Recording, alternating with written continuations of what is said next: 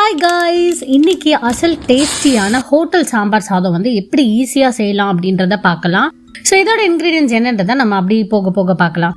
So first வந்து பச்சரிசி 1 cup, பாசிப்பருப்பு 1/2 கப், தோரம்பருப்பு 1/2 கப், இது எல்லாத்தையும் நல்லா வாஷ் பண்ணிட்டு ஒரு 1/2 கப் சின்ன வெங்காயம், 1 கேரட், 1 முருங்கைக்காய், 7 பீன்ஸ், ஒரு 1/2 கப் பூசணிக்காய், இது எல்லாத்தையுமே சின்ன வெங்காயம் சைஸ்க்கே கட் பண்ணி வச்சுக்கலாம். இது எல்லாத்தையுமே ஒரு குக்கர்ல கொஞ்சமா ஆயில் போட்டு இது எல்லாத்தையும் சேர்த்துக்கலாம். 6 கப் தண்ணி ஊத்தி மஞ்சள் தூள் 1/2 ஸ்பூன் சேர்த்து இது எல்லாத்தையும் சேர்த்துக்கலாம். காய்கறிகளை சேர்த்து கலந்து விட்டுலாம். இதை ஒரு 3 விசில் விட்ட பிறகு ஆஃப் பண்ணிக்கலாம்.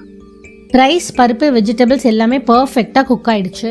ஒரு கடாயில் எண்ணெய், கொஞ்சமாக கடுகு சேர்த்து அதுக்கப்புறமா அது நல்லா பொரிஞ்ச பிறகு 1/2 ஸ்பூன் ஜீரகம், 1/4 ஸ்பூன் வெந்தயம், 1/4 ஸ்பூன் மிளகு, 1/4 கப் கருவேப்பிலையை சேர்த்து நல்லா இது பொரியிற வரைக்கும் விடணும்.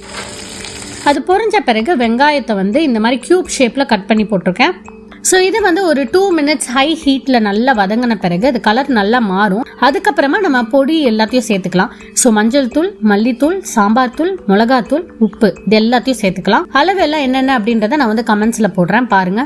1/4 டம்ளர் தண்ணி சேர்த்து எண்ணெய் நல்லா விடுற வரைக்கும் இதை வந்து விட்டுறணும். உங்களுக்கு கலர் வேணும் அப்படின்னா மிளகாத்தூள் கொஞ்சமா எக்ஸ்ட்ரா சேர்த்துக்கோங்க. எண்ணெய் நல்லா விடுற வரைக்கும் இதை வந்து குக் பண்ணிக்கணும். மசாலா தூள் நல்லா குக் ஆன பிறகு நம்ம வந்து தக்காளி 1 கப் சேர்த்துக்கலாம். மீடியம் சைஸ் தக்காளியை வந்து நான் கட் பண்ணி எடுத்திருக்கேன். இதை நல்லா நசுக்கி விட்டுக்கலாம். இது வதங்கினதும் எண்ணெய் நல்லா விடும். அப்ப வந்து நம்ம புளி தண்ணி 1 கப் வந்து சேர்த்துக்கலாம்.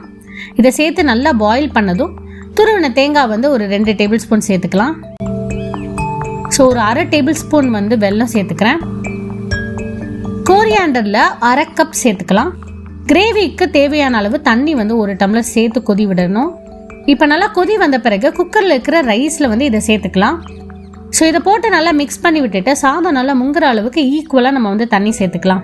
இப்போ அடுப்பை ஆன் பண்ணிக்கலாம். ரைஸ் வந்து லைட்டாக குழஞ்சா போல் இருக்கணும், அப்போ தான் நல்லா இருக்கும். கடைசியாக நெய்யில் கடுகு போட்டு வரமிளகாய், ஜீரகம், தேவைப்பட்டா கருவேப்பிலை சேர்த்துக்கலாம். கூடவே பெருங்காயத்தையும் சேர்த்து தாளித்து அதையும் இதோட சேர்த்து மிக்ஸ் பண்ணிக்கலாம். அவ்வளோதான், ஓவர். ஹோட்டல் சாம்பார் சாதம் ரெடி. இன்க்ரீடியன்ஸ் எல்லாத்தையும் கீழே கொடுத்துருக்கேன். இதெல்லாம் ஃபஸ்ட்டு ரெடி பண்ணிவிட்டு அதுக்கப்புறமா சமைக்க ஆரம்பிங்க. ஃபீட்பேக்கை கமெண்ட்டில் கொடுங்க. பாய், ஹாவ் அ கிரேட் டே.